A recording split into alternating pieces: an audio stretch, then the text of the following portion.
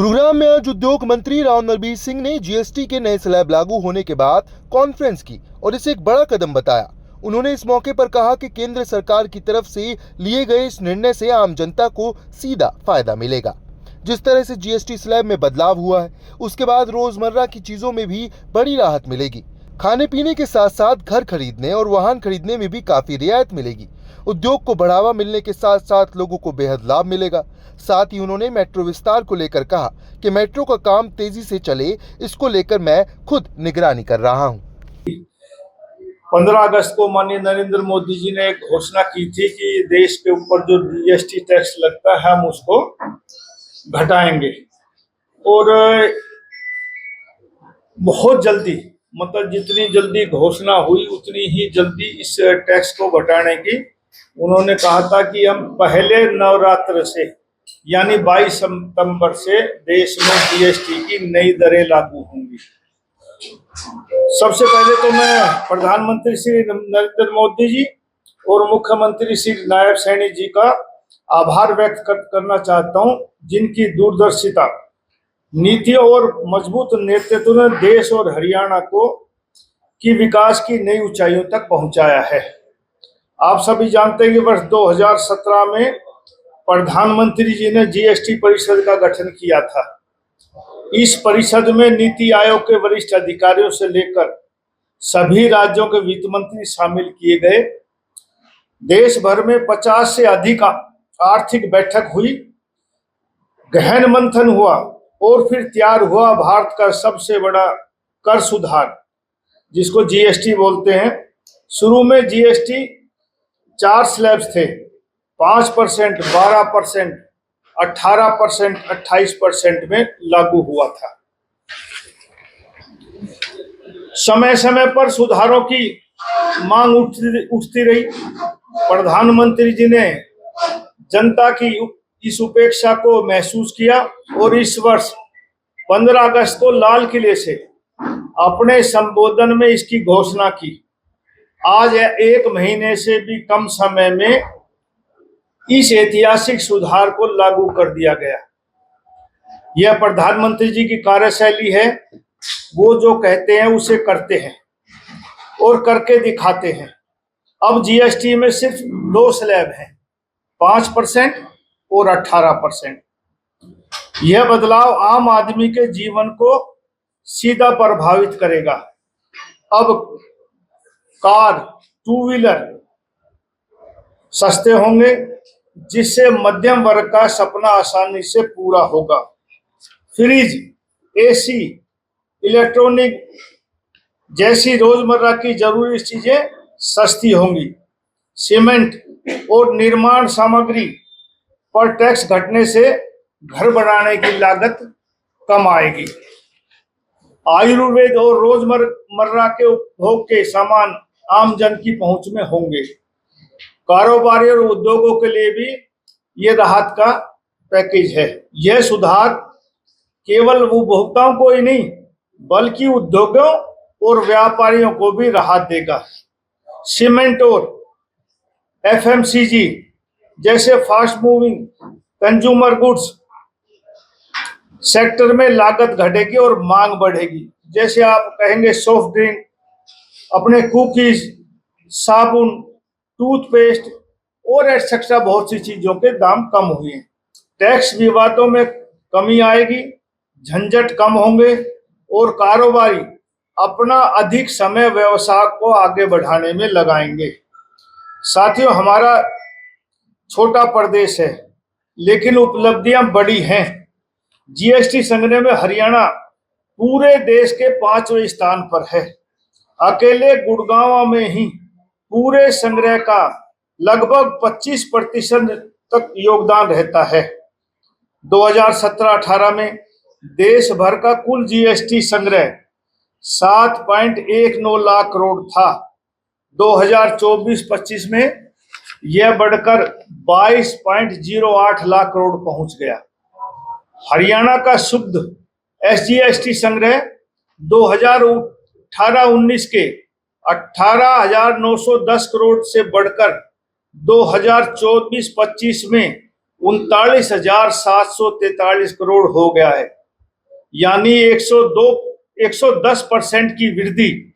ये आंकड़े केवल नंबर नहीं है, बल्कि जनता के भरोसे, पारदर्शिता और सरकार की प्रतिबद्धता का प्रमाण है।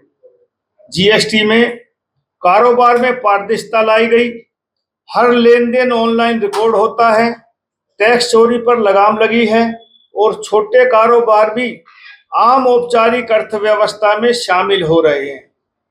यह प्रधानमंत्री जी की डिजिटल इंडिया की सोच को साकार करता है।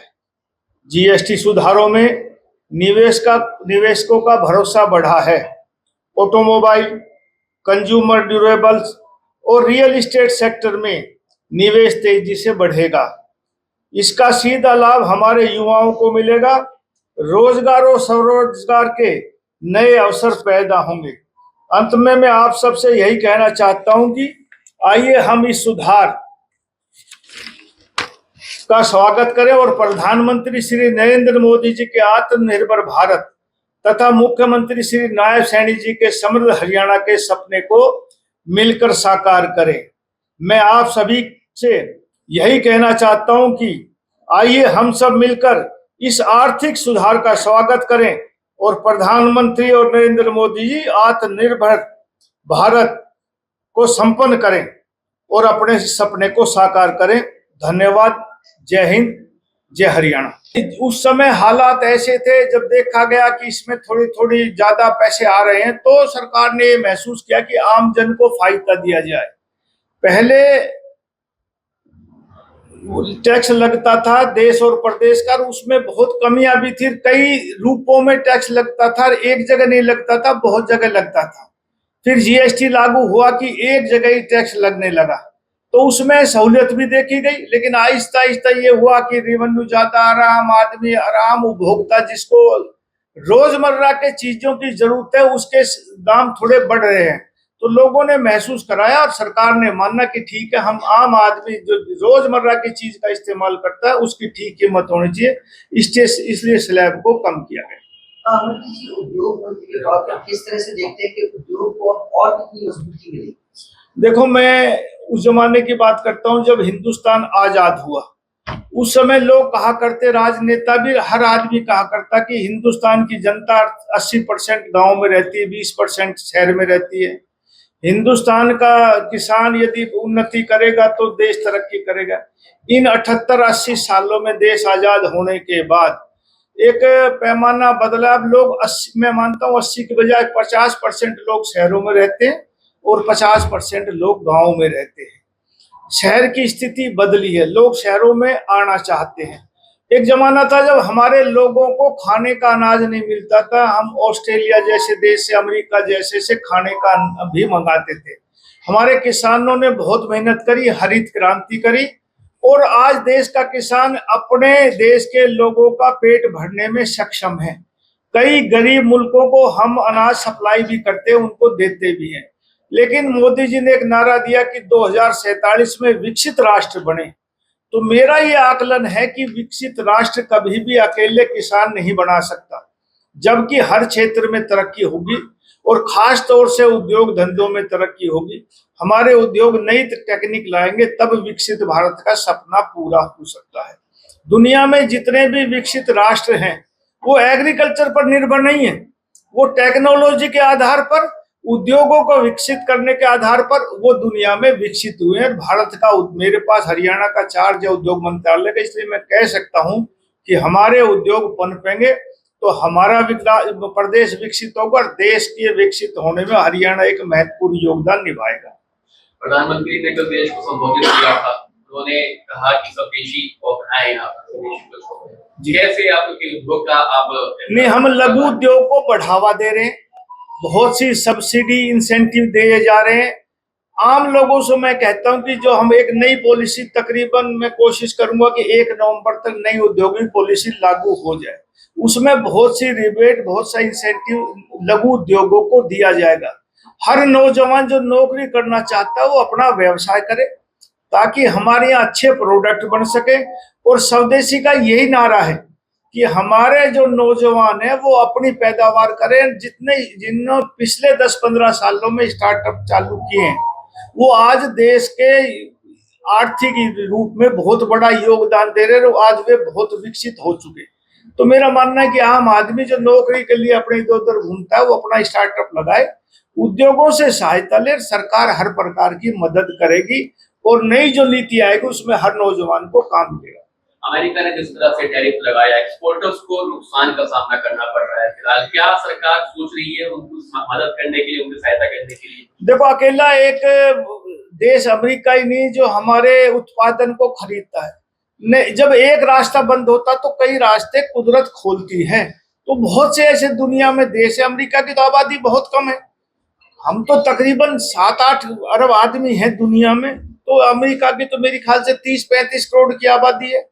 और दुनिया में रास्ते खुलेंगे जब हम एक अच्छा प्रोडक्ट तैयार करेंगे तो दुनिया हमारी मांग करेगी। हम प्रार्थना भी करते हैं लोगों से, माननीय मोदी जी ने भी कहा है कि आप स्वदेशी खरीदो, और जब हम अपने ही उत्पाद को खरीदेंगे तो हमारे ही 140-45 करोड़ लोग देश में हैं, हम जितना पैदा करते हैं यदि हमारे लोग ही अपना खरीदने लग जाएं तो मेरा आकलन है कि हमें एक्सपोर्ट की कम जरूरत पड़ेगी।